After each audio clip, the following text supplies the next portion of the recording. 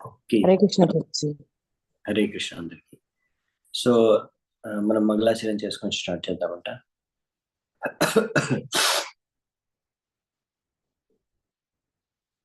ఓం అజ్ఞానతిమిరాంధస్య జ్ఞానాంజనాశలాకయా చక్షురున్మిలితం యేన తస్మై శ్రీగురవే నమః. శ్రీచైతన్యమనోభీష్టం స్థాపితం యేన భూతలే స్వయం రూపః తదా మహ్యం దదాతి స్వపదాంతికం. వందేహం శ్రీగురోన్ శ్రీయుతాపదకమలం శ్రీగురున్ వైష్ణవాంశ్చ శ్రీరూపం సాగ్రజాతం सहगण रघुनाथान्वितां तं सजीवं साद्वैतं सावधूतं परिजनसहितं कृष्णचैतन्यदेवं श्रीराधा कृष्णपादान् सहगण ललिता श्रीविशाखान्वितांश्च नमो विष्णुपादाय कृष्णप्रेष्ठाय भूतले श्रीमते भक्तिवेदान्त स्वामिनिति नामिने नमस्ते सारस्वते देवे गौरवाणी प्रचारिणे निर्विशेष शून्यवादी पाश्चात्यदेशधारिणे नमो महावदन्याय कृष्णप्रेमप्रदायते कृष्णाय कृष्णचैतन्य नामिने गौरत्से नमः. हे कृष्णा करुणा सिंधु दीनबन्धु जगत्पते गोपेश गोपिकान्त राधाकान्त नमोस्तुते.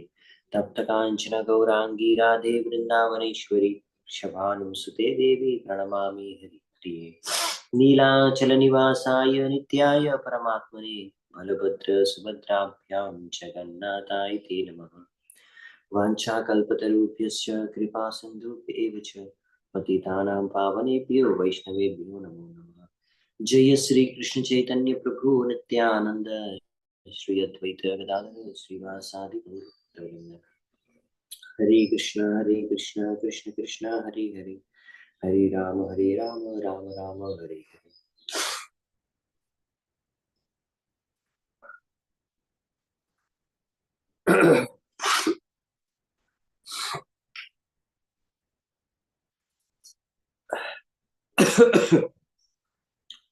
సో మనం ఇప్పుడు శ్రీమద్ భాగవతం 9వ స్కందంలో 4వ అధ్యాయం ఈరోజు మొదలు పెడతాము. అంబరీష్ మహారాజు ద్వారా అంటే ఆయన ఎలా దుర్వాసుని మధ్యలో జరిగిన ఈ లీల గురించి ఇక్కడ ఈ అధ్యాయంలో ఇంకా వచ్చే అధ్యాయంలో చర్చించుకుందామంట. ఈ అధ్యాయంలో ముఖ్యంగా అంబరీష్ మహారాజ్ అఫెండెడ్ బై దుర్వాసుని, అంటే దుర్వాసుని అంబరీష్ మహారాజ్ ఒక వైష్ణవుడి పట్ల ఎలా అపరాధం చేశాడు అనే విషయాన్ని ఇక్కడ మనం ఈ అధ్యాయంలో ఆలోచించుకుంటాము. మొదటి శ్లోకం నుంచి చూద్దాము.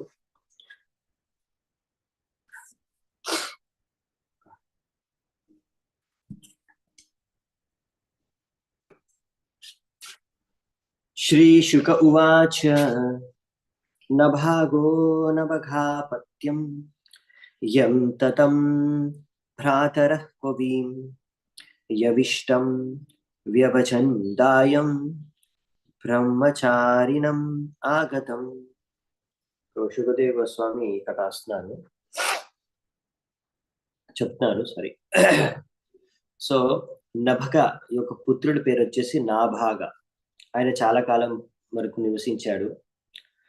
ఆయన యొక్క గురువు యొక్క ఆశ్రమంలోనే చాలా రోజులు గురువు దగ్గరికి వెళ్ళి అక్కడే ఉండిపోయాడు చాలా రోజులు. కాబట్టి ఆయన యొక్క అన్నదమ్ములు వాళ్ళు ఏమనుకున్నారంటే, ఈయన రాడు ఇంకా ఇక్కడ గురువు దగ్గరికి వెళ్ళిపోయాడు, ఆశ్రమంలోనే ఉంటున్నాడు, కాబట్టి ఈయన వచ్చి మళ్ళీ గృహస్థుడు అయ్యే ఛాన్స్ కనిపించట్లేదు అని వాళ్ళు ఆలోచించుకొని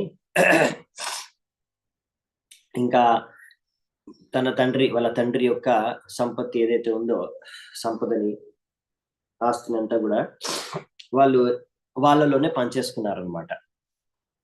రాడు ఎలాగో అనేసి వాళ్ళలోనే పనిచేసుకున్నారు. కానీ తర్వాత ఈ నాభాగా ఆయన తన గురువు ఆశ్రమం నుంచి మళ్ళీ తిరిగి వచ్చాడు అనమాట. తిరిగి వచ్చి నా ఆస్తి, నా భాగం ఏంటి, నా వాటా ఎక్కడ అని అడిగితే, ఓ నీ వాటానా, నీ వాట ఎవరంటే, నీ వాట ఏంటంటే తండ్రి ఉన్నారు కదా ఆయన మీ వాట, ఆయన మీ వాటకి ఇచ్చేసాం అని చెప్పారంట. అంటే ఆస్తంతాలు పనిచేసుకున్నారు. తండ్రిని మాత్రం నువ్వు చూసుకో, అదే నీ వాటా అని ఇచ్చేసారు ఆయనకి వస్తే. సో ఈ విధంగా ఇక్కడ ఆయన అక్కడే ఉండిపోయాడు. సో ఆయన అక్కడే బ్రహ్మచారిగా ఉండిపోయాడేమో అనుకున్నారు, కానీ కాదు. ఆయన వచ్చి ఇప్పుడు మళ్ళీ తెలుసుకొని ఇలా అంత ఆస్తులు పనిచేసుకున్నారని తెలుసుకొని అడిగారు. అడిగితే మీ వాటా ఇంకా నీ తండ్రి అని చెప్పారు. సో తాత్పర్యంలో ప్రభుపాల్ వారు చెప్తున్నారనమాట, రెండు రకాల బ్రహ్మచారీస్ ఉంటారనమాట. ఒకరేమో అలా గురువు ఆశ్రమంలోనే ఉండిపోతారు జీవితాంతం. ఇంకొకరు ఏంటంటే ఇంటికి వచ్చేసి పెళ్లి చేసుకొని గృహస్థులుగా మారుతారు. సో ఇంకొకరేమో అక్కడే ఉండిపోతారు సంపూర్ణంగా బ్రహ్మచారిగా జీవితాంతం. వాళ్ళని బృహద్వ్రత అంటారు. సో ఈ బృహద్వ్రత బ్రహ్మచారి ఏంటంటే ఆయన గురువు దగ్గరే ఉండిపోతాడు. ఇంకా ఆయన అక్కడి నుంచి డైరెక్ట్ గా సన్యాసం తీసుకుంటారు అనమాట. ఇప్పుడు నాభాగా తిరిగి రాలేదు కాబట్టి వాళ్ళు అనుకున్నారు అలాగే అతను బృహద్వ్రత బ్రహ్మచారి అయిపోయాడేమో అనుకుని వాళ్ళు ఆస్తి చేసుకున్నారు. ఆయన గురించి ఏం ఆస్తించలేదు అనమాట, ఆయన వాటా ఏమి ఉంచలేదు. తిరిగి వస్తే తండ్రిని ఇచ్చేశారు వాటాగా. ఇప్పుడు ఏం జరిగిందంటే, భ్రాతరో భంత కిం మహ్యం భజామా పితరం తవ త్వాం మామర్యాస్తతా భుంక్షుర్ మా పుత్రకా తదాదృతాః. ఇప్పుడు నాబాగా ఈ విధంగా ఎంక్వైరీ చేశారనమాట. అంటే ఓ నా ప్రియమైన భ్రాతలారా, సో మీ అన్నయ్యలందరికీ వాళ్ళు చెప్పారు, అడిగారనమాట, మీరు నాకు నా తండ్రిని సంపత్తిగా ఇచ్చారా నా వాటాగా అని వాళ్ళ అన్నయ్యలను అడిగితే, అప్పుడు వాళ్ళ అన్నయ్యలు ఏం చెప్పారంటే, అవును తండ్రినే మీకు వాటాగా పంచాము ఆస్తుల్లో.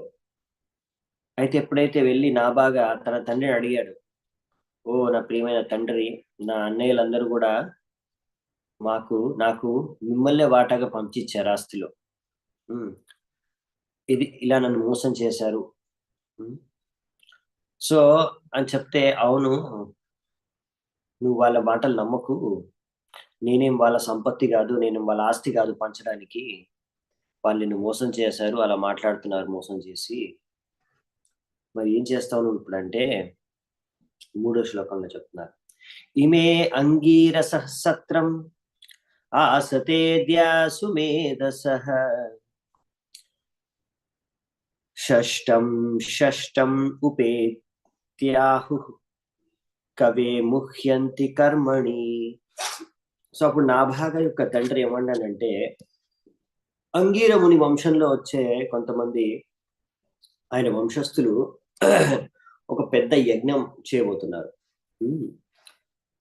ఎంతో తెలివైన వాళ్ళు అయినప్పటికీ వాళ్ళు 6వ రోజు యజ్ఞం చేసేటప్పుడు 6వ రోజు వాళ్ళు యజ్ఞం చేస్తుండగా మర్చిపోతారు ఒక విషయంలో, అది కొంచెం భ్రమితం అయిపోతారు. కాబట్టి వాళ్ళు ఏదో ఒక తప్పు చేస్తారు, భ్రమితం అయిపోయి మర్చిపోయి ఏదో తప్పులు చేస్తారు. సో ఇప్పుడు ఇక్కడ తండ్రి తనకి ఇంకో ఉపాయం చెప్తున్నాడు అనమాట నాబాగ్కి. ఇప్పుడు అందరు ఏం లేదు కదా, నాబాగ్ ఏమి ఆస్తి లేదు, మరి ఎలా అతను పరిపాలించేది, ఎక్కడ మరి జీవించేది. సో నాబాగా చాలా సింపుల్ మనిషి అనమాట, సింపుల్ హృదయం ఉన్న వ్యక్తి. అందుకనే అలా తండ్రి దగ్గరికి వెళ్ళి అడిగినప్పుడు తండ్రికి దయ కలిగింది అనమాట తన కొడుకు పైన. అందుకనే అతను ఎలా మరి జీవించేది, జీవనోపాధికి ఏదో ఒక మార్గం చూపించాలి కాబట్టి అతను ఇప్పుడు నభగా అంటే ఆయన తండ్రి, నాబాగా యొక్క తండ్రి ఆయనకి ఈ విధంగా జీవనోపాధికి ఒక దారి చూపిస్తున్నాడు అనమాట. అక్కడ వాళ్ళు ఏవో తప్పులు చేస్తారు, లేకపోతే భ్రమిత అయిపోతారు, నువ్వు అక్కడికి వెళ్ళి ఒక పని చేస్తే నీకు నీ జీవనోపాధికి అన్ని దొరికిపోతాయి అన్నట్టుగా చెప్తున్నాను అనమాట. నువ్వు ఎలా జీవించవచ్చు.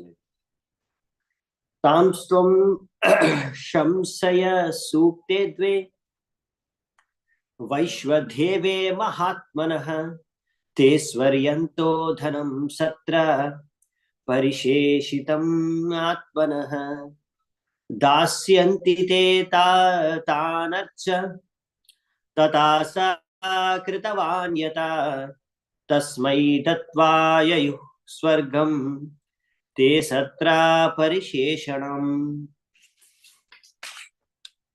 ఇప్పుడు నాభాగ తండ్రి ఏమన్నాడంటే, నువ్వు అక్కడికి వెళ్ళు, అక్కడ మహా ఋషులు వాళ్ళందరూ ఉంటారు, మహాత్ములు. అక్కడికి వెళ్ళి నువ్వు ఈ రెండు మంత్రాలు చెప్పు అక్కడ. వైశ్వదేవులకు సంబంధించిన ఈ రెండు మంత్రాలని చెప్పు. అంటే వాళ్ళు ఈ విషయంలో మర్చిపోతారు, తప్పు చేస్తారు, కాబట్టి ఈ మంత్రాలు రెండు వాళ్ళు మిస్ అవుతాయి, అవి నువ్వు చెప్పేసాయి. చెప్పిన తర్వాత అని ఏమన్నాడంటే, ఈ విధంగా ఎప్పుడైతే ఆ మహర్షులు అందరూ కూడా యజ్ఞాన్ని పూర్తి చేసుకొని వాళ్ళు స్వర్గానికి వెళ్ళడానికి చేస్తున్నారు, స్వర్గానికి వెళ్ళిపోతారో వాళ్ళు అప్పుడు ఆ యజ్ఞంలో ఎంతో దానం దొరుకుతుంది, వాళ్ళకి ఎంతో డబ్బు, ఆ డబ్బు అంతా నీకు ఇచ్చేస్తారు. అందుకనే నువ్వు వెంటనే అక్కడికి వెళ్ళు. సో అలా నాభాగా తన తండ్రి చెప్పినట్టుగా అక్కడికి వెళ్ళి, అక్కడ అంగీర వంశంలో వచ్చిన ఋషులు వాళ్ళందరూ యజ్ఞం చేస్తుంటే ఆ సహాయం వాళ్ళకి చేసి, ఆ మంత్రాలు చెప్పి అక్కడ ఆ సహాయం చేసి వాళ్ళు ఇచ్చిన ధనాన్ని సంపత్తిని అంతా తీసేసుకున్నాడు. వాళ్ళందరూ కూడా స్వర్గలోకాలకు వెళ్ళిపోయారనమాట, ఆయనకి ఇచ్చేసి ధనాన్ని. నెక్స్ట్ 6వ శ్లోకం. తం కశ్చిత్ స్వీకరిష్యంతం పురుష కృష్ణ దర్శన ఉవాచోత్తరతోభ్యేత్య మమేధం వస్తుకం వసు. దాని తర్వాత ఈ నాభాగా అలా సంపత్తిని అంతా తీసుకొని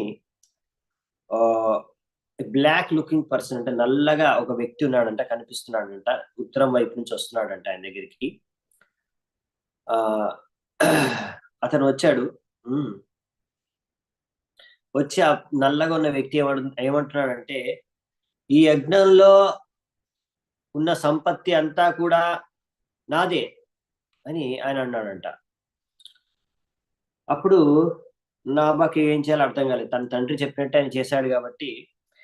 అప్పుడు ఆలోచిస్తుంటే, మమేదం ఋషివిర్దత్తం ఇతి తర్హి స్మ మానవః స్యాన్నౌ తే పితరి ప్రశ్నః పృష్టవాన్ పితరం యత. నాబాగా అన్నాడు, ఇవంతా నా సంపత్తి, ఆ ఋషులు నాకు ఈ సంపత్తిని ఇచ్చి వెళ్ళిపోయారు. కాబట్టి నాబాగా అన్నాడు ఈ యొక్క నల్లగా కనిపించే వ్యక్తితో. అప్పుడు నల్లగా కనిపించే వ్యక్తి ఏమంటా అంటే, సరే మీ తండ్రి దగ్గరికి వెళ్దాం, మీ తండ్రి దగ్గరికి వెళ్ళి అక్కడికి వెళ్ళి మనము ఇది ఎవరి సంపత్తో అక్కడ సెటిల్ చేసుకుందామంట. అంటే సరే అనేసి ఆ తండ్రి దగ్గరికి వెళ్ళి అడిగారనమాట నాబాగా, ఇది ఎవరి సంపత్తి అని. అప్పుడు వాళ్ళ తండ్రి ఏం చెప్తాడో చూద్దాం. యజ్ఞవాస్తు గతం సర్వం ఉచ్చిష్టం ఋషయః క్వచిత్ చక్రుర్హి భాగం రుద్రాయ సదేవ సర్వమర్హతి. అప్పుడు వాళ్ళ తండ్రి ఏమన్నాడంటే, ఇక్కడ మహర్షులు ఎవరైతే ఆ యజ్ఞంలో సమర్పించుకున్నారో దక్ష యజ్ఞంలో, అవన్నీ కూడా వాళ్ళు శివుడికి అర్పించారు ఆయన యొక్క భాగంగా. కాబట్టి అక్కడ అర్పించినవన్నీ కూడా శివుడికి చెందినవే అని. అప్పుడు అంటే అర్థమైపోయింది వాళ్ళ తండ్రికి, ఇతనే శివుడు అనే విషయాన్ని ఆయన గ్రహించాడు అన్నమాట, వాళ్ళ తండ్రి, నాభాగ యొక్క తండ్రి.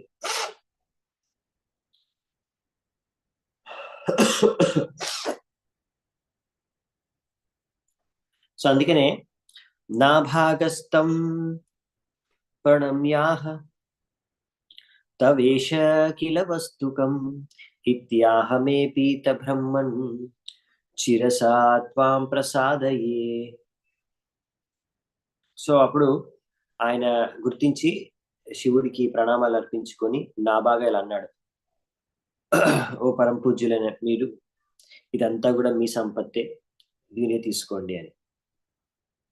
ఇదే మా తండ్రి చెప్తున్నారు కాబట్టి ఇదే నేను ఒప్పుకుంటాను, నేను ఆయన మాట నేను ఒప్పుకుంటున్నాను. నేను ఇప్పుడు మీకు తల వంచి నమస్కరిస్తున్నాను అనేసి, ఈ విధంగా నా కృప చూపించండి అనేసి తండ్రి చెప్పిన మాట విని ఒప్పుకొని అక్కడ ఆయన, అంటే నల్లగా వచ్చిన వ్యక్తి ఎవరంటే శివుడు అన్నమాట.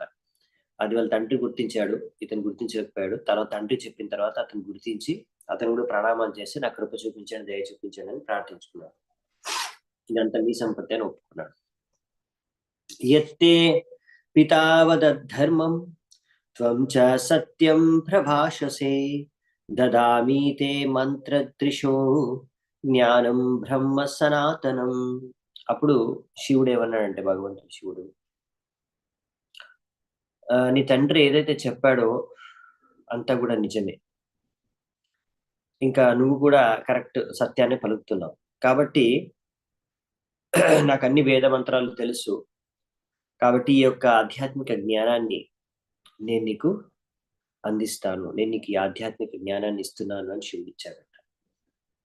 గ్రహాణ ద్రవిణం దత్తం మత్సత్రా పరిశేష్టితం ఇత్యుక్త్వాంతార్హితో రుద్రో భగవాన్ ధర్మవత్సలః.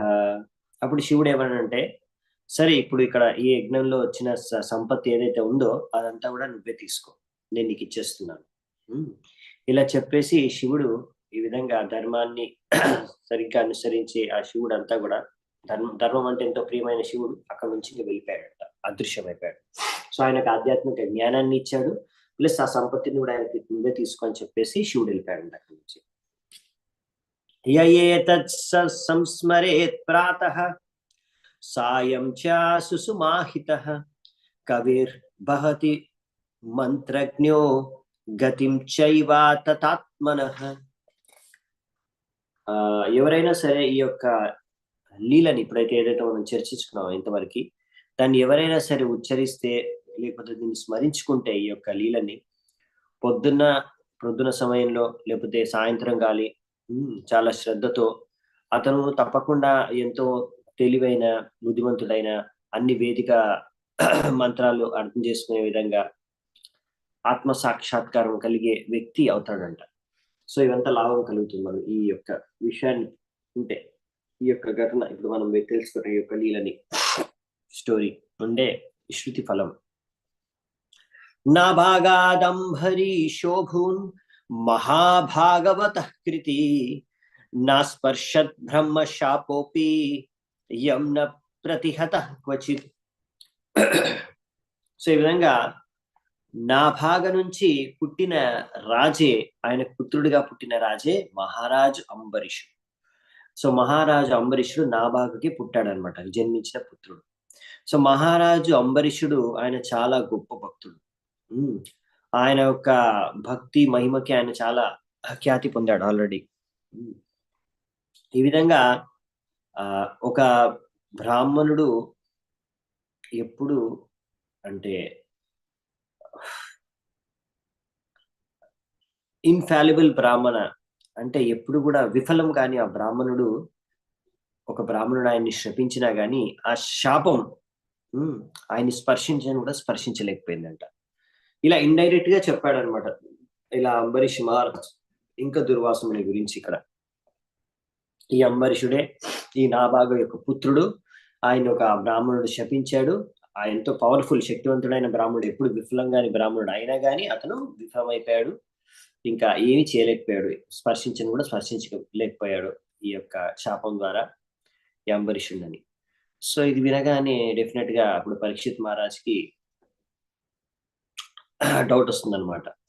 అరే అసలు ఎలా జరిగింది, ఎవరు ఏంటి వినాలనుకుంటున్నాను అండ్ డెఫినెట్ గా అసలు ఎందుకు ఎలా ఎప్పుడు ఎలా జరిగింది డీటెయిల్స్ కావాలని ఇప్పుడు అడుగుతాడు.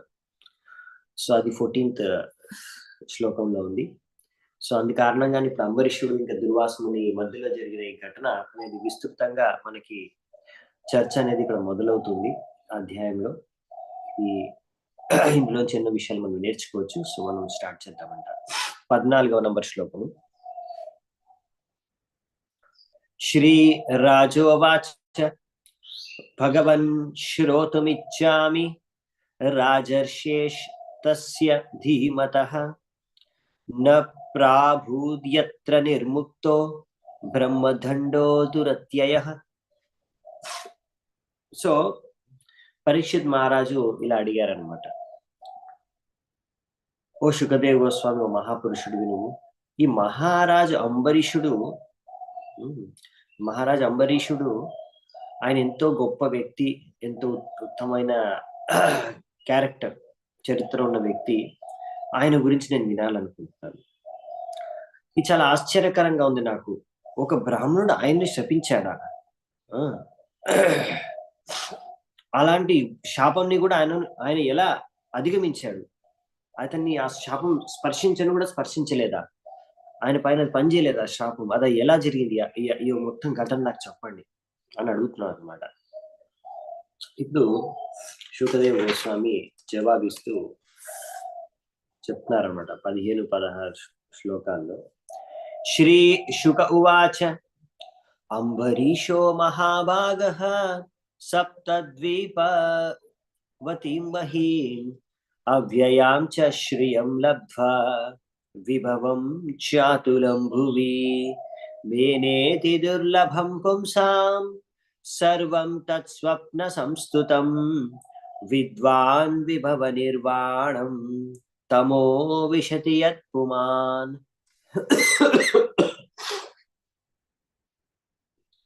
సో ఇక్కడ అనువాదం ఏంటంటే, శుకదేవ్ గోస్వామి మహారాజ్ అంబరీష్ చెప్తున్నారు, సారీ మన పరీక్షిత్ మహారాజ్ చెప్తున్నారు, ఈ మహారాజ్ అంబరీష్ చాలా గొప్ప భాగ్యవంతుడు వ్యక్తి. ఆయన ఈ మొత్తం ప్రపంచాన్ని శాసించాడు. ఈ మొత్తం 7 ద్వీపాలు కలిగిన ఈ యొక్క ప్రపంచాన్ని ఆయనే శాసించాడు. అలాగే ఎంతో అసాధారణమైన సంపత్తి, సమృద్ధి ఈ యొక్క పృథ్వీ పైన ఆయన సాధించాడు. అలాంటి స్థానాన్ని చేరుకునేది చాలా అరుదు. అటువంటి గొప్ప స్థానానికి ఆయన చేరుకున్నాడు. అయినా కానీ ఈ అంబరీషుడికి ఇంత సంపత్తి, ఆస్తి దీని పట్ల ఏమాత్రం అంతగా ఆసక్తి ఏం లేదు. ఎందుకు అంటే ఆయనకు బాగా తెలుసు ఎంత సంపత్తి అయినా సరే ఇదంతా కూడా భౌతికమే అని. అలా ఇదంతా కూడా ఒక స్వప్నం లాంటిదే. ఎందుకు అంటే ఎలా స్వప్నం ఎలా నశించిపోతుందో అలాగే ఒక రోజు మొత్తం ఇదంతా కూడా, ఈ సంపత్తి అంతా కూడా నశించిపోతుంది అని అనుకున్నాడు.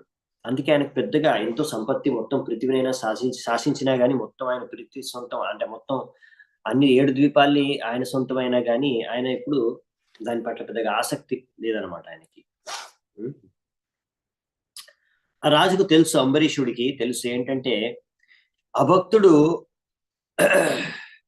ఒకవేళ ఇటువంటి సంపత్తి ఆయనకి లభిస్తే అతను ఈ విధంగా ఆ సంపత్తిలో ఆసక్తుడైపోయి తమోగుణంలో అందులో మునిగిపోయి ఉంటాడు. తమోగుణంలో, ప్రకృతి యొక్క తమోగుణంలో. సో అతనికి తెలుసు అనమాట అది తమోగుణుడు యొక్క లక్షణము. అలా అయితే తమోగుణుడు వంటి వ్యక్తుడు, తమోగుణంలో వ్యక్తుడు అయితే ఆ ఆస్తి సంపదలోని మునిగిపోయి తమోగుణంలో ఉంటాడు. కానీ అంబరీషుడు ఏంటంటే ఆయనకు తెలుసు ఇది శాశ్వతమైన సంపద కాదు, ఇది ఎప్పుడైనా వెళ్ళిపోతుంది, ఒక స్వప్నంలాగా నశించిపోతుంది. కాబట్టి ఆయన ఎందుకంటే భక్తుడు కాబట్టి, ఒక వైష్ణవుడు భక్తుడికి ఏంటంటే ఎంత భౌతిక సంపత్తి అయినా సరే అది ఆయనకు ఒక లెక్క కాదనమాట. దాన్ని పెద్దగా దానికి పెద్దగా ఇంపార్టెన్స్, వాల్యూ అనేది ఇవ్వడం అనమాట. కానీ ఒక అభక్తుడు ఏంటంటే ఆయనకు మొత్తం ఆస్తి ఏదైతే ఉందో ఆ ఆస్తి సంపదనే ఆయనకు అసలైన ఆసక్తి అనమాట. దాని పట్లే ఆ ఆసక్తి కారణంగానే అతను ఈ భౌతిక జగత్తుకి బందీ అయిపోయి ఉంటాడు. కానీ భక్తుడు ఏంటంటే అంటే ఇప్పుడు అంబరీషుడి దగ్గర కూడా సంపత్తి ఉంది. అంటే భక్తుడి దగ్గర సంపత్తి ఉండద్దు అని కాదు, ఉంది. కానీ దాని పట్ల ఆసక్తి అనేది లేదు ఆయనకి. ఎందుకంటే ఆయనకు తెలుసు, భక్తుడికి తెలుసు ఇదంతా కూడా తాత్కాలికమే. ఇది ఎన్ని రోజులు మన దగ్గర ఉంటుందో మనకే తెలియదు. ఎందుకంటే ఒక రోజు అదైనా విడిచి మనం వెళ్ళిపోతుంది, లేకపోతే మనమైనా దాన్ని విడిచి వెళ్ళిపోవాల్సింది ఈ లోపల నుంచి. కాబట్టి ఇది ఒక టెంపరరీ, ఈ ఆస్తి సంపత్తి ఇదంతా కూడా మన టెంపరరీ సంపద అనేసి తెలుసు భక్తుడికి. ఆ భక్తుడు ఏంటంటే ఇందులో లభించే ఆనందమే అసలైన సుఖం, ఇదే సర్వస్వం, ఇంతకన్నా ఇంకా వేరే మించింది ఏమీ లేదు అని ఆత్మ సాక్షాత్కారాన్ని అనే మార్గాన్నే మర్చిపోయి ఈ సంపదలోనే భోగిస్తూ అందులోనే మునిగేసి మిగతా అన్ని మర్చిపోతాడు అనమాట. అదే సర్వస్వం, అదే ఆనందం అనుకుంటాడు. అందుకనే ఈ అభక్తుడికి ఏంటంటే ఇలా అభక్తులకు ఒకవేళ అలాంటి ఆస్తి సంపద లభిస్తే అది వాళ్ళ ఆధ్యాత్మిక ఉన్నతికి ఒక పెద్ద బాధ, అదొక పెద్ద అడ్డంకి అనమాట. కాబట్టి వాళ్ళని అనర్హుల్ని చేసేస్తుంది. ఆధ్యాత్మిక ఉన్నతి సాధించడానికి ఈ అభక్తులకి ఆస్తి సంపద అనేది ఒక అనర్హతగా మారిపోతుంది. వాళ్ళు అర్హత లేకుండా చేసేస్తుంది వాళ్ళకి భక్తి చేసుకోవడం. ఎందుకంటే వాళ్ళు ఈ ఆస్తి సంపదలోనే మునిగిపోతారు కాబట్టి వాళ్ళకి ఇంకా భక్తి చేసుకోవాలి, ఆధ్యాత్మిక మార్గంలో వెళ్ళాలి అనే దాని మీద వాళ్ళకి ఇంట్రెస్ట్ అనేది రాదు. అదనమాట మెయిన్. అందుకే ఈ ఆస్తి సంపద ఇవంత ధనం అనేది ఒక అభక్తుడికి అది ఒక భక్తుడికి ఎంతో అడ్డంకిగా ఉన్నా అది భక్తుడికి మాత్రం ఏమాత్రం అడ్డంకి కాదు. ఇప్పుడు అంబరీషుడు మనం చూస్తాము, ఇంత ఆస్తి సంపద ఉన్నా అని ఎంత బాగా భక్తి చేసుకుంటాడు ఆయన అనే దానికి యాక్చువల్లీ ఉదాహరణ అంబరీష్ మహారాజు. అది మనకు భగవద్గీతలో కూడా ప్రభుపాల్ వారు 2వ అధ్యాయంలో చెప్తారు, ఎలా అంబరీషుడు అనే మహారాజు ఆయనలో ఉన్న ప్రతి ఒక్క అంగాన్ని, ప్రతి ఒక్క విషయాన్ని, వస్తువుని, ప్రతి ఒక్క సమయాన్ని, అన్నిటినీ కూడా, శరీరాన్ని, మనస్సుని, వాక్యాలను అన్నింటి కూడా భగవంతుడి సేవలో ఎలా వినియోగించాడు అనే దానికి ఒక ఉత్తమమైన ఉదాహరణ అంబరీష్ మహారాజు. సో అందుకనే ఇప్పుడు మనం చూద్దామంట, మరి అంబరీష్ మహారాజు ఒక భక్తుడై ఇంత ఆస్తి సంపద ఉండి మొత్తం పృథ్వీని శాసిస్తున్న అంత గొప్ప స్థానంలో ఉండి ఎలా భక్తి చేసుకున్నాడు. వాసుదేవే భగవతి తద్భక్తేషు చ సాధుషు ప్రాప్తో భావం పరం విశ్వం ఏనేదం లోష్ట్రవత్ స్మృతం. సో ఇక్కడ ఏం చెప్తారంటే, మహారాజు అంబరీషుడు ఆయన చాలా గొప్ప భక్తుడు, రైట్? భగవంతుడు ఒక గొప్ప భక్తుడు, వాసుదేవుడు యొక్క గొప్ప భక్తుడు. ఈ విధంగా ఆయన భగవంతుడి యొక్క శుద్ధ భక్తులను కూడా బాగా ఆరాధించేవాడు. అందుకనే ఈ భక్తి భావన ఉండడం కారణంగా ఆయన ఈ మొత్తం ప్రపంచం అంతా కూడా ఒక రాయితో సమానంగా చూశాడంట. అంటే అంత సంపద ఉన్నా అదంతా ఒక రాయితో సమానం ఆయనకి. అదేం పెద్ద విశేషంగా దాన్ని ఏదో పెద్ద గొప్ప అని ఆలోచించలేదు. నా దగ్గర ఇంత సంపత్తి ఉందని గొప్పగా ఆయన ఫీల్ అవ్వలేదు.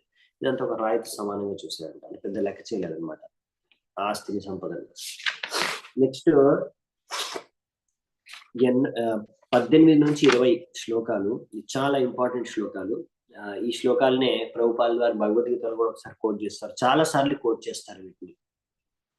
ఎన్నోసార్లు ఎన్నో చోట్ల ప్రభుపాల్ వారి శ్లోకాలని కోట్ చేసి అంబరీషుడి గురించి చెప్పారని, ఇలా గొప్పగా భక్తి చేసుకున్నాడని. సో ఈ 3 శ్లోకాలు మనం చూద్దామంట. దీనికి ప్రభుపాల్ వారి పర్పట్ కూడా ఉంది, చూద్దామంట. సవై మనః కృష్ణ పదారవిందయోర్ వాచాంసి వైకుంఠ గుణానువర్ణనే కరౌ హరేర్మందిరమార్జనాదిషు శ్రుతిం చకారాచ్యుత సత్కతోదయే ముకుందలింగాలయ దర్శనే దృశౌ తద్భృత్య గాత్రా స్పర్శేంగ సంగమం గ్రాణం చ తత్పాద సరోజ సౌరభే శ్రీమత్ తులస్యా రసనాం తదర్పితే పాదౌ హరే క్షేత్ర పదానుసర్పణే ఋషిరో ఋషికేశ పదాభివందనే కామం చ దాస్యేన తు కామ కామ్యయా యతోత్తమ శ్లోక జనాశ్రయారతి. సో ఇక్కడ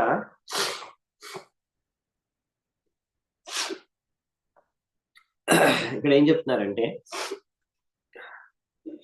సవై మనః కృష్ణ పదారవిందయో, అంబరీష్ మహారాజుడు ఆయన మనస్సుని ఎప్పుడు కృష్ణుడి యొక్క పాద పద్మాలను స్మరించుకోవడానికే వినియోగించాడంట. సవై మనః కృష్ణ పదారవిందయో. నెక్స్ట్ వచ్చేసి వాచాంసి వైకుంఠ గుణానువర్ణని. వాచాంశ అంటే ఆయన వాక్యాలను అన్నిటిని కూడా ఎందుకు ఉపయోగించాడంటే భగవంతుడి గుణమహిమల్ని గానం చేయడానికి, ఆ వైకుంఠవాసుడైన భగవంతుడి గుణాలని వర్ణించడానికే వినియోగించాడంట ఆయన వాక్శక్తిని. అలాగే కరౌ హరేర్ మందిర మార్జనాదిషు. కరౌ అంటే చేతులు, ఆ చేతుల్నే ఆయన మందిరం మార్జన చేయడానికి, మందిరాన్ని క్లీన్ చేయడానికి ఆయన వినియోగించాడంట. ఇంకా శృతిం చకారాచ్యుత సత్కథోదయే. శృతిం అంటే వినడం, చెవుల్ని ఆయన చెవులతో ఏమి వింటున్నాడంట, భగవంతుడు లేకపోతే భగవంతుడి గురించి, ఆయన గురించి మాత్రమే ఆ చెవులతో వింటాడు. ఆయన కథలు మాత్రమే, భగవంతుడి కృష్ణ కథ మాత్రమే ఆయన శ్రవణం చేస్తున్నాడంట. అలాగే కళ్ళతో ఆయన ముకుందలింగాలయ దర్శనే దృశౌ, అలా ముకుందుడి యొక్క విగ్రహాన్ని, కృష్ణుడి యొక్క విగ్రహాన్ని దర్శించుకోవడానికి తన స్పర్శేంగ సంగమం. ఇక స్పర్శ అనేది ఎలాంటి అంటే ఇప్పుడు విగ్రహాలు ఇక్కడ ఉంటాయి, కృష్ణుడి యొక్క మందిరాల్లో, కృష్ణుడి యొక్క తీర్థ స్థలాల్లో, అక్కడ వృందావనం, మథుర, ఇలా అన్ని చోట్ల భగవంతుడి యొక్క విగ్రహాలు ఉంటాయి. అలాగే భగవంతుడి యొక్క భక్తులు కూడా ఉంటారు. అలా స్పర్శించుకోవడం అంటే ఎవరిని స్పర్శించుకుంటాడంట? భగవంతుడి యొక్క భక్తుల యొక్క శరీరాన్ని స్పర్శిస్తాడంట. ఈ విధంగా ఆయన గ్రహించడం, ఆయన నాసిక అంటే ముక్కుతో వాసన గ్రహించదు. ఏం వాసన గ్రహిస్తాడంటే తద్భృత్య గాత్ర స్పర్శేంగ సంగమం. నెక్స్ట్ వచ్చేసి గ్రాణం చ తత్ పాద సరోజ సౌరభే. ఏమి ఆయన గ్రహిస్తాడంటే వాసన గ్రహిస్తాడంటే ఏదైతే తులసి శ్రీమత్ తులస్యా రసనం తదర్పితే. సో ఏవైతే తులసి పువ్వులు, తులసి దళాలు ఏవైతే భగవంతుడికి అర్పించాడో, ఆయన అలా భగవంతుడికి అర్పించిన తులసి ఇంకా తులసి యొక్క రసాన్ని ఆస్వాదిస్తాడు. అలాగే స్మెల్, వాసన ఆస్వాదిస్తాడు. భగవంతుడికి అర్పించిన వస్తువులు అంటే అలాంటి పువ్వులు, వాటి యొక్క వాసన పీల్చుకుంటాడు. సో ఈ విధంగా ఇక్కడ అంటే తత్పాద సరోజ అంటే భగవంతుడి యొక్క పాదాలకు అర్పించిన సరోజ అంటే కమలం పువ్వుల యొక్క వాసన పీల్చుకుంటాడు. అలాగే శ్రీమత్ తులసి అంటే తులసి ఆకుల యొక్క వాసన, ఇంకా రసనం అంటే టేస్ట్, ఆ ఆకుల యొక్క రసాన్ని అంటే తినేసి ఆకుల యొక్క రసాన్ని టేస్ట్ చేసుకుంటారు. ఎందుకంటే భగవంతుడికి అర్పించారు కదా, అది భగవంతుడి యొక్క ప్రసాదం. ఆ విధంగా ఇంకా నెక్స్ట్ వచ్చేసి పాదౌ హరే క్షేత్ర పదానుసర్పణి. పాదాన్ని ఎలాగ వినియోగించుకుంటారంటే భగవంతుడి యొక్క స్థలాలు అంటే ఆయన తీర్థ స్థలాలు దర్శించుకోవడానికి, లేకపోతే ఆయన మందిరానికి వెళ్ళడానికి ఆయన పాదాలని వినియోగించుకుంటారు. అంటే మనం పాదాల ద్వారా నడుచుకుంటూ భగవంతుడి మందిరానికి లేకపోతే తీర్థ స్థలాల్లో భ్రమణం చేయడానికి, తీర్థ స్థలాలు తిరగొచ్చు అనమాట. అలాగే ఆయన వినియోగించాడు పాదాలని. శిరో రిషికేశ పదాభివందనే. శిరస్సుని అలా భగవంతుడి దగ్గర వంచి, తల వంచి నమస్కరించుకోవడానికి వినియోగించాడంట. తద్వారా ఆయన ఈ విధంగా 24 గంటలు అలా ఏదో విధంగా ఆయన దగ్గర ఉన్న అన్నిటితోనూ కూడా భగవంతుడికి అలా భగవంతుడి యొక్క సేవలో వినియోగించాడు. ఆయన కోరిక అంతా ఇదే అనమాట. ఎలాగైనా భగవంతుడికి ఆయన అన్ని కోరికలు ఇవే అనమాట. భగవంతుడిని ఎలా సేవ చేసుకోవాలి అన్ని విధాలుగా, అలాగే ఆయన చేసుకుంటాడు. కామం చ దాస్యే నతు కామ కామ్యయా. ఈ విధంగా ఆయనకి ఇంకా వేరే ఏమీ కోరిక లేదంట. ఇదొక్కటే ఆయన కోరికల్లా భగవంతుడికి భక్తి చేసుకోవాలి అన్ని రకాలుగా, ఎన్ని విధాలుగా వీలైతే అన్ని విధాలుగా. దీన్ని తప్ప ఇంకా వేరే ఏం కోరిక లేదు ఆయనకి. యథోత్తమ శ్లోక జనాశ్రయారతి. ఈ విధంగా ఆ భగవంతుడి పట్ల రతి, ఆసక్తిని ఆయన పెంపొందించుకున్నాడు. ఆ విధంగా అన్ని రకాల భౌతిక కోరికల నుంచి ఆయన ముక్తుడైపోయాడు. సో ఇక్కడ మనకి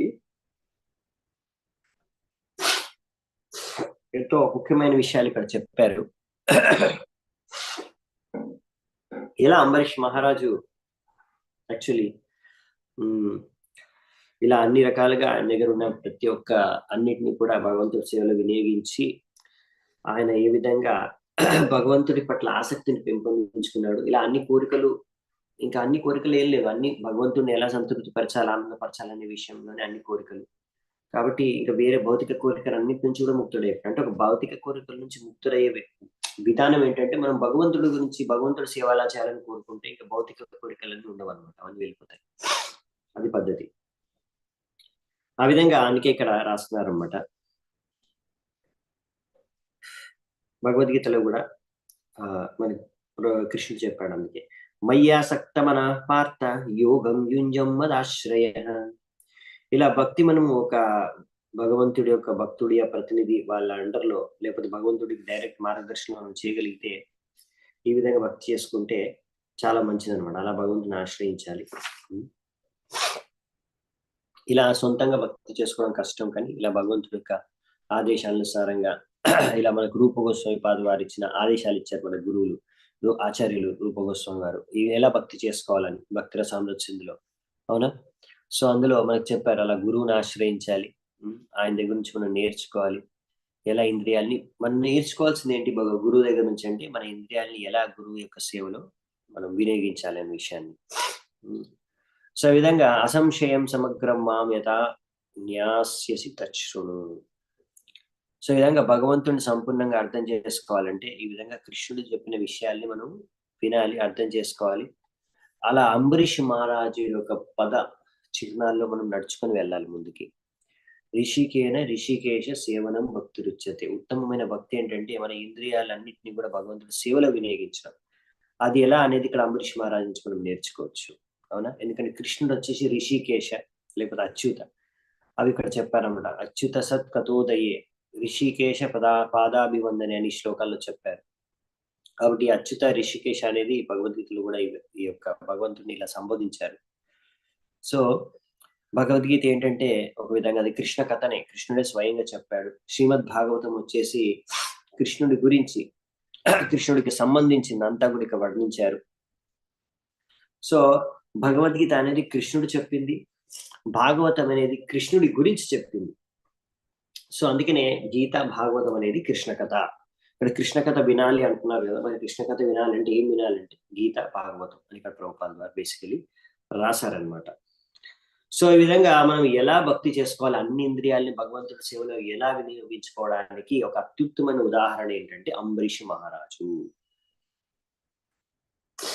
సో ఇది చాలా ఇంపార్టెంట్ అనమాట. మంచి ఉదాహరణ అంబరీష్ మహారాజు ఎలా భక్తి చేసుకోవాలనే దాని గురించి. సో నెక్స్ట్ 21వ శ్లోకం. ఏవం సదా కర్మ కలాపమాత్మనః పరేది యజ్ఞే భగవత్యదోక్ష్యతే సర్వాత్మభావం విదధాన్ మహిమిమాం తన్నిష్ట విప్రాభిహితశాసః. ఈ విధంగా ఇప్పుడు అంబరీష్ మహారాజు ఒక మహారాజు. సో ఆయన కర్తవ్య పాలన ఏదైతే ఉందో ఒక రాజుగా అది కూడా ఆయన చేస్తున్నాడు. చూసారా? In performing his prescribed duty as king Maharaj was always offered the results of his royal activities to supreme personality. So ఆయన కర్తవ్య పాలనలో వచ్చే ఫలితాలన్నీ కూడా భగవంతుడు కృష్ణుడికి అర్పిస్తున్నాడు. అంటే ఆయన కర్తవ్యం పాలించుకుంటూ ఏవైతే సాధిస్తున్నాడు ఒక రాజుగా, అవన్నీ కూడా ఇదంతా భగవంతుడి కృప, భగవంతుడి దానికి ఒక అర్హుడు అనేసి ఆయన భగవంతుడికి అంతా క్రెడిట్ ఇచ్చేస్తున్నాడు అనమాట. ఎందుకంటే భగవంతుడి అసలైన భోక్త అనే విషయాన్ని తెలుసుకొని అన్ని భగవంతుడికి అర్పిస్తున్నాడంట. సో ఈ విధంగా భగవంతుడు ఆయనే అసలైన భోక్త అనే విషయాన్ని గ్రహించాడు. కాబట్టి ఆయన బ్రాహ్మణుల యొక్క మార్గదర్శనంలో, ఏ బ్రాహ్మణులు ఎవరైతే భగవంతుడి యొక్క భక్తులో శ్రద్ధ ఉన్న శుద్ధ భక్తులో వాళ్ళ యొక్క సూచనల మేరకే ఆయన ఈ యొక్క పృథివిని ఏమాత్రం కష్టం లేకుండా చెప్పాలంటే పరిపాలించాడంట. అంటే బ్రాహ్మణులు ఎవరైతే భక్తుల యొక్క బ్రాహ్మణులు అనమాట, ఇక్కడ రాశారు క్లియర్ గా. అందుకని అవునా పరే ఇక్కడ క్లియర్ గా చెప్పారనమాట. బ్రాహ్మణుల యొక్క భక్తుల యొక్క బ్రాహ్మణులు ఎవరైతే ఉన్నారో వాళ్ళ మార్గదర్శనంలో వాళ్ళ యొక్క సూచనల మేరకు ఆయన పరిపాలిస్తూ ఏమాత్రం కష్టం కలగలేదంటే ఆయనకు పరిపాలించడంలో, అందులో వచ్చిన ఫలితాలన్నింటినీ లాభాలన్నింటినీ కూడా ఆయన భగవంతుడికి అర్పిస్తున్నాడు. చూసారా ఎంత గొప్పగా ఆయన, అంటే రాజుగా కూడా ఆయన పరిపాలన ఏదైతే కర్తవ్యం చేస్తూ అది కూడా దాంట్లో వచ్చిన ఫలితాలను కూడా భగవంతుడికి అర్పించేస్తున్నాడు. ఎందుకంటే భగవంతుడి భోక్తారాం యజ్ఞ తపసాం సర్వలోక మహేశ్వరం సుహృదం సర్వభూతానాం జ్ఞాత్వా మాం శాంతి మృచ్చతి కదా. భగవంతుడే భోక్త. సో అందుకే ఆయనకి అన్ని అర్పిస్తున్నాడు తెలుసుకొని. సో ఈ విధంగా ఇది శాంతియుతంగా జీవించడానికి మార్గం ఇది. సో ఈ విధంగా అర్థం చేసుకోవాలి ప్రతి ఒక్కరు కూడా, భగవంతుడి అసలైన భోక్త అని, అన్నిటికీ మనం చేసే అన్ని కార్యాల ఫలితాలకి ఆయనే భోక్త అనే విషయాన్ని గ్రహించి అన్ని కూడా మనం భగవంతుడికి అర్పించుకోవాలి. దీనికి అత్యుత్తమైన ఉదాహరణ ఒక వైష్ణవ మహారాజు అంబరీష్ మహారాజు. సో ఈ విధంగా ఒక వైష్ణవ బ్రాహ్మణుల నుంచి ఆయన ఆదేశాలు సూచనలు తీసుకొని ఆయన పరిపాలించాడు.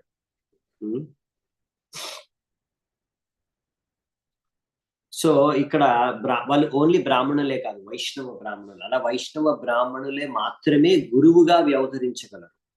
ఇక్కడ ఒక పాయింట్ మనకు ప్రభుపాదుల వారు తాత్పర్యంలో ఇస్తున్నారు. అది బ్రాహ్మణులు అయినంత మాత్రాన సరిపోదు, వాళ్ళు వైష్ణవులు అయ్యి ఉండాలి.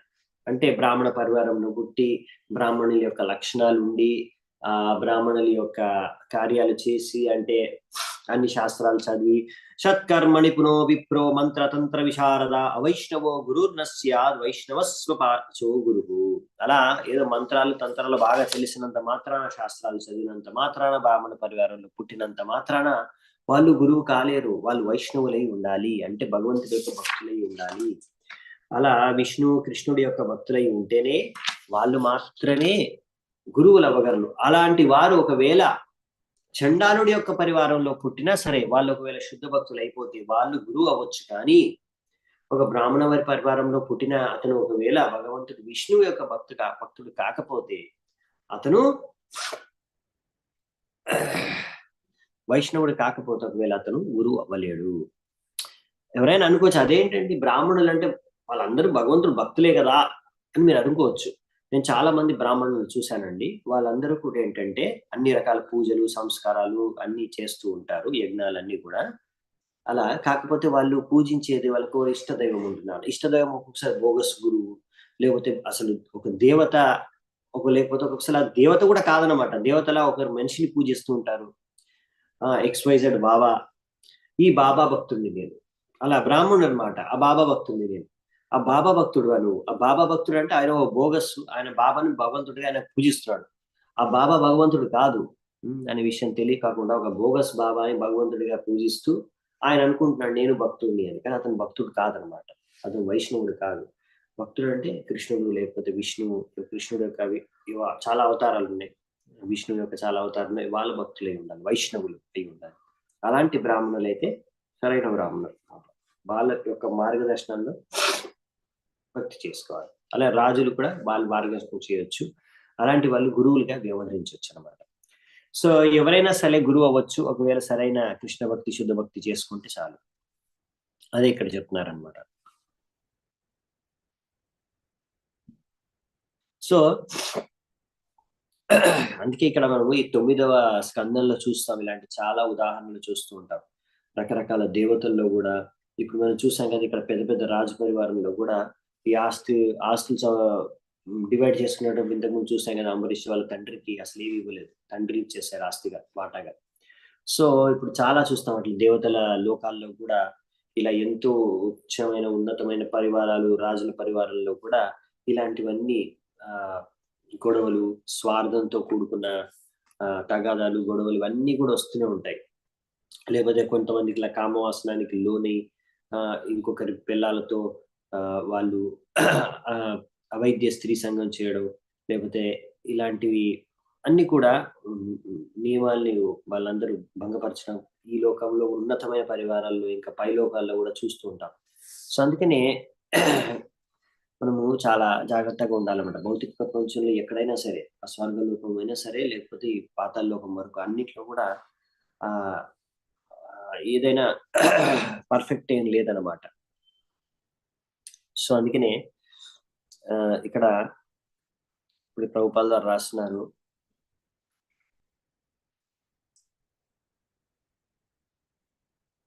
ఈ విధంగా ఇప్పుడు మనకు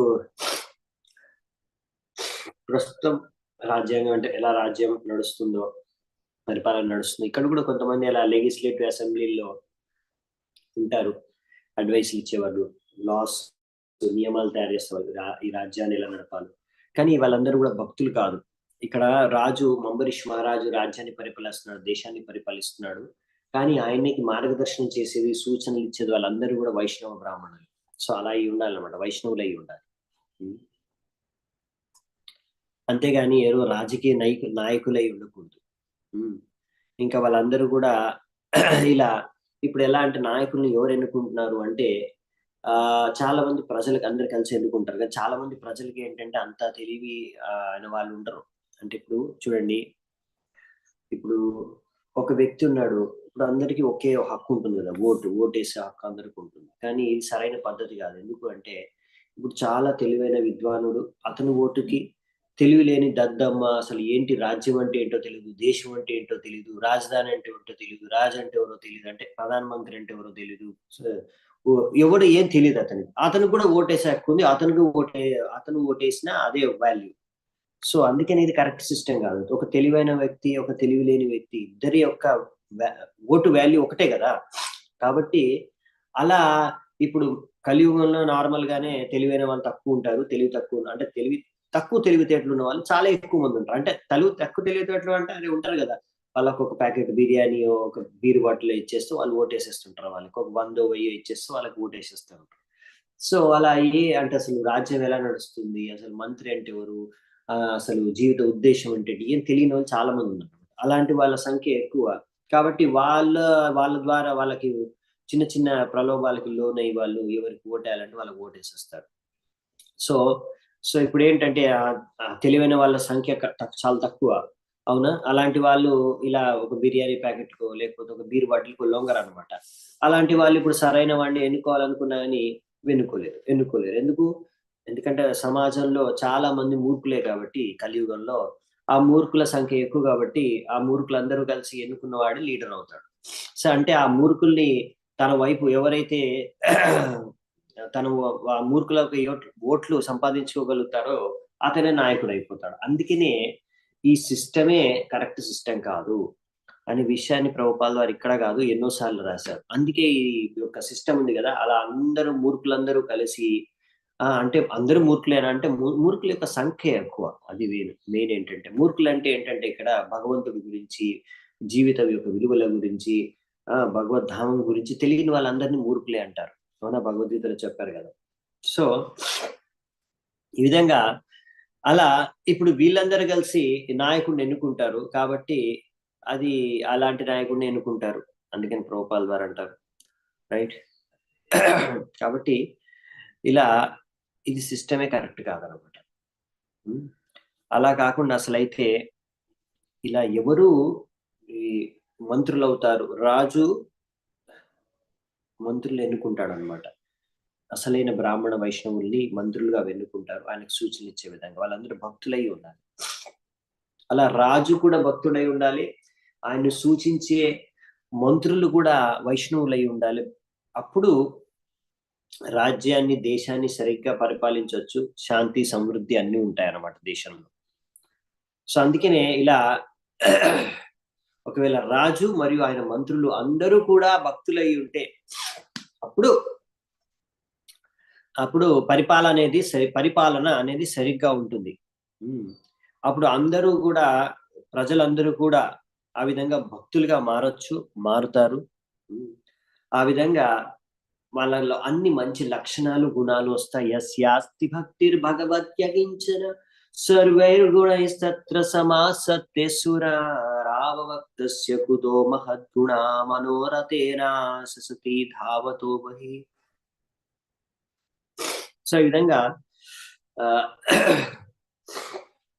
ఎవరైనా భక్తి చేసుకుంటే వాళ్ళలో అన్ని మంచి గుణాలు, లక్షణాలు వచ్చేస్తాయట.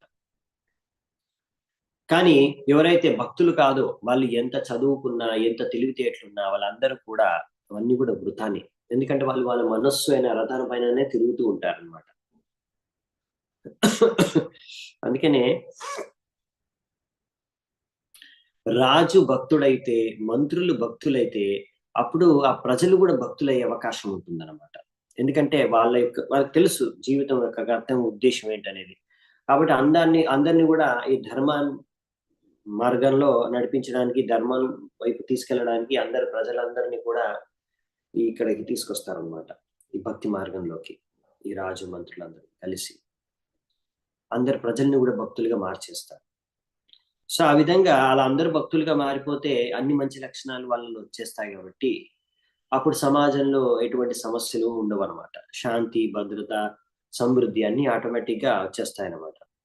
సో ఇదే కదా అందరికి కావాల్సింది. ఇది ఆటోమేటిక్ గా వస్తుంది. ఎప్పుడంటే ఇప్పుడే అందరూ మంచి వాళ్ళుగా మారినప్పుడు. అందరూ మంచి వాళ్ళుగా ఎలా మారుతారు? భక్తులుగా మారినప్పుడే. అందరూ భక్తులుగా మారాలంటే రాజు కూడా భక్తుడై ఉండాలి, మంత్రులు ఫస్ట్ భక్తులై ఉండాలి. అందుకనే అంబరీష్ మహారాజు యొక్క పరిపాలన ఇక్కడ ఏదైతే చెప్తున్నారో అది చాలా ఆదర్శమైన పరిపాలన అన్నమాట. ఒక రాజు ఎలా పరిపాలించాలి, ఎలా భక్తి చేసుకోవాలి, అన్నిటికీ మంచి ఉత్తమమైన ఉదాహరణ అంబరీష్ మహారాజు. నెక్స్ట్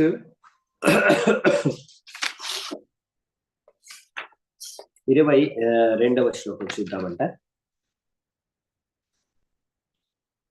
ఈజేష్వమేధైరదియాగ్నమీశ్వరం महाविभूत्योपचिताङ्गदक्षिणै ततैर्वशिष्टासित गौतमादिभिर्धन्वन्यविश्रोतमसौ सरस्वती. ఇప్పుడు కొన్ని దేశాలు ఉంటాయండి, అది ఎడారి ప్రదేశాలు అనమాట. Where there flowed the river Saraswati, ఎక్కడైతే ముందు సరస్వతి ప్రవహించేదో మహారాజా అంబరీషుడు అక్కడ పెద్ద పెద్ద అశ్వమేధ యజ్ఞాలు జరిపించాడంట. ఆ విధంగా యజ్ఞపతి అయిన భగవంతుడిని సంతృప్తి పరిచాడు. ఆ యజ్ఞాల ద్వారా ఎంతో సమృద్ధిని సంపాదించాడు. సారీ, గ్రేట్ అప్లెక్సాలి. ఆ యజ్ఞాల్లో ఎంతో డబ్బు ఖర్చు చేసి ఎంతో వైభవంగా యజ్ఞాలు చేశారు. ఈ విధంగా ఆ యజ్ఞాల్లో బ్రాహ్మణులకు కూడా ఎంతో గొప్పగా దక్షిణ ఇచ్చారు. ఎవరైతే యజ్ఞాల్ని చూశారో, యజ్ఞాలు చేయడానికి ముందుకొచ్చారు, వశిష్ఠ, ఆసిత, గౌతమ ఇటువంటి బ్రాహ్మణులందరికీ కూడా మంచి దక్షిణ ఇచ్చారు. ఈ విధంగా ఎవరైతే యజ్ఞాలు చేశారో, సో ఇలా ఎంతో గొప్పగా వైభవంగా అశ్వమేధ యజ్ఞాలు కూడా చేశారంట. ఎవరు? మన అంబరీష్ మహారాజు. ఈ విధంగా ఎప్పుడైతే ఒక మంచి యజ్ఞాలు చేయాలి భగవంతుడి సంతృప్తి కోసం అంటే మంచి బ్రాహ్మణులు కావాలి, చాలా పర్ఫెక్ట్ బ్రాహ్మణులు కావాలి వేదాల్లో ఉన్నట్టుగా యజ్ఞం చేయాలంటే.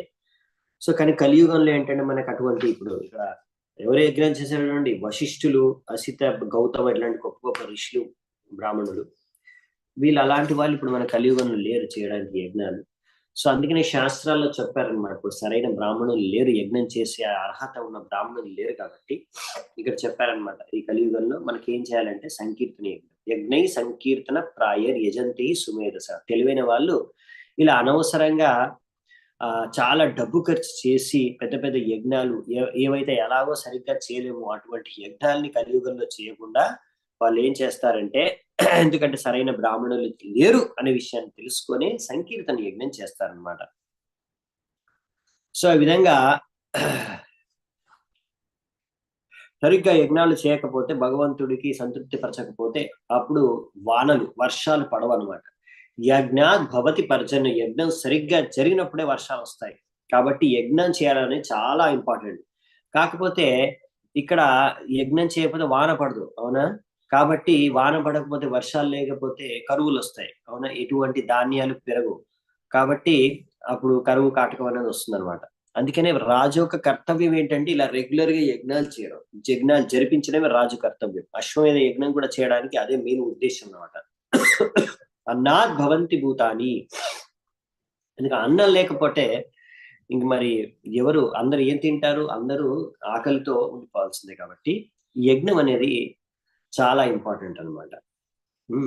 ఈ యజ్ఞం ద్వారానే అందరికీ తినడానికి అన్నం అనేది లభిస్తుంది. కానీ ఈ విధంగా ఎవరైతే యజ్ఞం చేస్తారో ఆ యజ్ఞంలో పాల్గొన్న బ్రాహ్మణులకి మంచి దక్షిణ ఇవ్వాలి. యజ్ఞాలు చేసే బ్రాహ్మణులు, యజ్ఞికులకి అందరికీ కూడా మంచి దక్షిణ ఇవ్వాలన్నమాట. సో అంబరీష్ మహారాజు ఇలా మంచి యజ్ఞాలు చేయించాడు. ఇంకా వశిష్ఠ, గౌతమ, అసిత ఋషులను తీసుకొని వాళ్ళందరికి మంచి దక్షిణ కూడా ఇచ్చారంట. ఇంకా ఆయన సొంతంగా కూడా ఎంతో గొప్ప భక్తుడు కాబట్టి భగవంతుడికి భక్తి చేసుకున్నాడు. సో ఇలా ఉండాలన్నమాట. అంటే ఇప్పుడు అంటే ప్రస్తుతానికి ఇప్పుడు ఎవరైతే నాయకులు ఉన్నారో వాళ్ళందరూ కూడా యజ్ఞం చేయాలంటే ఏ యజ్ఞం చేయాలి? సంకీర్తన యజ్ఞం చేయాలి. అందరినీ సంకీర్తన యజ్ఞంలో పాల్గొనే విధంగా చేయాలి, వాళ్ళు కూడా చేయాలి, అందరూ కూడా పాల్గొనాలి. ఇది రాజు యొక్క కర్తవ్యం. అప్పుడు సమాజంలో ఉండే అన్ని సమస్యలు పరిష్కారం అవుతాయి. సో నెక్స్ట్ వచ్చేసి 23వ శ్లోకం. యస్య క్రతుషు గీర్వాణై సదస్యార్ద్విజో జనాః తుల్యరూపాశ్చ నిమిష వ్యదృశ్యంత సువాససః. ఇలాగా మహారాజు అంబరీషుడు చేసిన యజ్ఞం, అక్కడ వచ్చారు కదా ఎవరైతే ఆ యజ్ఞంలో వచ్చిన పురోహితులందరూ, ముఖ్యంగా హోత, ఉద్గాత, బ్రహ్మ, అధ్వర్యులందరూ కూడా వాళ్ళు ఎంతో చక్కగా అలంకరించుకొని మంచి వస్త్రాలు ధరించి వచ్చారంట. వాళ్ళందరూ చూడ్డానికే దేవతలా కనిపిస్తున్నారంట. సో వాళ్ళందరూ యజ్ఞాన్ని బాగా చేశారంట. స్వర్గోన ప్రార్థితో యస్య మనుజైరమర ప్రియ శృణ్వద్భిర్ ఉపగాయద్భిర్ ఉత్తమ శ్లోక చేష్టితం. ఇలా మహారాజు అంబరీష్ యొక్క రాజ్యంలో ఉన్న ప్రజలందరూ కూడా ఈ విధంగా ఆ భగవంతుడు యొక్క గుణమహిమల్ని వినడంలో, కీర్తన చేయడంలో చాలా నిపుణులుగా మారారంట. ఆ విధంగా అందుకని చాలా ఇంపార్టెంట్ పాయింట్. ఇంతకుముందు కూడా ఒకసారి వచ్చింది, మళ్ళీ ఇప్పుడు వస్తుంది. అందుకని వాళ్ళు ఎప్పుడు కూడా స్వర్గానికి వెళ్ళడానికి ఆశించలేదంట. ఏదైతే ఆ స్వర్గము దేవతలకి ఎంతో ప్రియమైన స్వర్గం, ఆ స్వర్గానికి కూడా వెళ్ళడానికి ప్రజలు ఆశించలేదంట. అంటే ఎంత గొప్ప. ఇప్పుడు అందరూ ఏంటంటే స్వర్గం వెళ్ళాలనుకుంటారు కదా, ఇప్పుడు స్వర్గం కూడా వెళ్ళాలనుకుంటారు, అమెరికా వెళ్ళాలనుకుంటారు. ఎందుకు అంటే అక్కడ బాగా ఉండడానికి బాగా ఉంటుంది, ఇంకా మంచి స్టేటస్, ప్రెస్టీజు, డబ్బు, అన్ని రకాల సౌకర్యాలు ఉంటాయని వెళ్ళాలనుకుంటారు. కానీ దానికన్నా ఎక్కువ స్వర్గంలో ఉంటారు. అంటే ఇప్పుడున్న ప్రజలు స్వర్గం కూడా ఊహించుకోవట్లేదు, జస్ట్ అమెరికానే ఊహించుకుంటారు, లేకపోతే ఇక్కడే మంచి ఇల్లు, మంచి ఇది అది అని. సో ఎనీవే అప్పట్లో జనాలు ఏంటంటే స్వర్గానికి వెళ్ళాలని ఆశించేవారు. కానీ ఇక్కడ ఏంటంటే వాళ్ళు స్వర్గం కూడా ఆశించట్లేదంట. సో వాళ్ళు ఏం ఆశిస్తున్నారంటే, ఇప్పుడు ఎందుకంటే భగవంతుడు గుణమహిమల్ని విన్నారు కాబట్టి, యథా రాజ తథా ప్రజ, అందరూ కూడా భగవంతామానికి వెళ్ళడానికి ఆలోచిస్తున్నారు కానీ, భగవంతుడు సేవ చేసుకోవడానికి ఆలోచిస్తున్నారు కానీ, ఎవరు కూడా స్వర్గానికి వెళ్ళడానికి ఆలోచించట్లేదంట. సో ఈ విధంగా మీరు చూడొచ్చు ఇక్కడ భక్తులుగా మారిపోయారనమాట ప్రజలందరూ కూడా రాజులాగానే. నారాయణ పరా సర్వే నకుతశ్చన బిభ్యతి స్వర్గాపవర్గో నరకేష్వవితుల్యార్థదర్శిన. అందుకనే ఇది శివుడు పార్వతికి చెప్తాడు ఈ విధంగా. ఒక నారాయణ భక్తుడు ఎవరైతే ఉంటాడో ఆయన ఎప్పుడు ఆధ్యాత్మిక ప్రపంచంలోనే నివసిస్తున్నాడు. ఇక్కడున్నా సరే, ఆయన భూమి మీద ఉన్నా సరే, నరకంలో ఉన్నా సరే, స్వర్గంలో ఉన్నా సరే, భగవద్ధామానికి వెళ్ళిపోయినా సరే, ఆయన ఎప్పుడు భగవద్ధామంలోనే ఉంటాడు. ఎందుకంటే ఆ చేతనంలో ఉంటాడు. ఎందుకంటే ఆయనకి ఇంకేం అవసరం లేదు. ఆయనకి ఎక్కడున్నా ఆయనకి దాంతో పని లేదనమాట, సంబంధం లేదనమాట. ఎందుకంటే ఆయనకి ఎటువంటి ఇచ్చా కోరికలు లేవు, భౌతిక ఇచ్చా కోరికలు లేవు. కాబట్టి ఆయన ఒకటే కోరిక, భగవంతుడి సేవ చేసుకోవాలని. ఎక్కడుండి భగవంతుడి సేవ చేసుకోగలిగితే చాలు, ఆయనకి అదే భగవద్ధామం, అదే ఆయన కోరిక, ఇంక వేరే ఏం లేదు ఆయన లక్ష్యం. సో అందుకనే ఇప్పుడు ఇక్కడ గొప్ప మహారాజు అంబరీషుడు ఉండడం కారణంగా, ఆయన గొప్ప వైష్ణవుడు అయి ఉండడం కారణంగా ఆయన కూడా తన ప్రజలందరినీ కూడా అలా వైష్ణవులుగా మార్చేశాడు అనమాట. ఎంత గొప్ప వైష్ణవులుగా మార్చారంటే, ఇప్పుడు ఆ భక్తులందరూ ఎవరు స్వర్గానికి వెళ్ళడానికి కూడా ఆలోచించట్లేదంట. అర్థం చేసుకోండి మీరు. అంటే ఎంత గొప్పగా పరిపాలించాడు అంబరీష్ మహారాజు, అందరినీ ఎలాగ భక్తులుగా మార్చేశాడు అనే విషయాన్ని మనం ఇక్కడ చూడొచ్చు. సో ఇంకా ఈ విషయాల గురించి ఇంకా చాలా ఇక అంబరీష్ మహారాజు గురించి, ఆయన గొప్పతనం గురించి ఇంకా చాలా శ్లోకాల్లో ఇచ్చారు. కాబట్టి కంటిన్యూ అవుతూనే ఉంటుంది ఇంకా కొన్ని శ్లోకాల్స్. కాబట్టి మనము అది రేపు కంటిన్యూ చేసుకుందామంట. నేను ఇక్కడ ఈరోజు మన యొక్క ఆలోచనని, చర్చను మరి ముగిస్తాను. 25వ శ్లోకం నుంచి మనం రేపు చూసుకుందామంట. ఈరోజు 24వ శ్లోకం వరకు చూసుకున్నాము. సో అందరికీ ప్రణామాలు, దండ ప్రణామాలు. Thank you so much. Srila Prabhupada की जय, श्रीमद् भागवतम की जय, समवेत भक्त वृंद की जय।